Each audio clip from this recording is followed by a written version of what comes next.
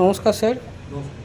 আপনার যে আন্তর্জাতিক আমার ভারত পত্রিকায় যে আপনার লেখা স্থান পেয়েছে, হ্যাঁ, আপনার জীবনের এত বড় মুহূর্ত, এই মুহূর্তটার বিষয়ে আপনি কিছু বলুন। এই বিষয়ে এটা প্রাপ্তি করে আমি সত্যিই খুব আপ্লুত এবং আনন্দিত। যাদের চেষ্টায় আজকে এটা সম্ভব হয়েছে, আন্তর্জাতিক আমার ভারত পত্রিকায় আমার একটি লেখা যথাযোগ্য সম্মানের সাথে মান পেয়েছে, এটার জন্য আমি গর্বিত এবং আপ্লুত। আর বর্তমান প্রজন্ম সমাজের যে মোবাইলের জগতে আজকে যুব সমাজ একটা অবক্ষয় তৈরি করেছে, সৃষ্টি করেছে, যেটা আজকে মানুষ সবসময় মোবাইল ল্যাপটপ নিয়ে বসে থাকে। এটা একটা সমাজের বিরাট বড় অবক্ষয়।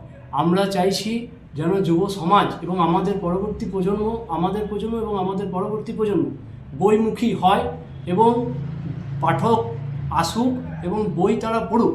এটা আমাদের একটা চাওয়া বলতে পারেন। কারণ আজকে জগতে, সোশ্যাল মিডিয়ার জগতে মানুষ এতটা ইনভলভ হয়ে গেছে, এতটা অ্যাডিক্টেড হয়ে গেছে, যেটা যুব সমাজকে শেষ করে ফেলছে। তো আবার পুনরায় তারা রবীন্দ্রনাথের প্রতি, নজরুলের প্রতি চেতনা ফিরে আনুক, নিয়ে আসুক, নতুন প্রজন্ম আবার আরও নতুন নতুন লেখক তৈরি হোক, এটাই কামনা। ধন্যবাদ।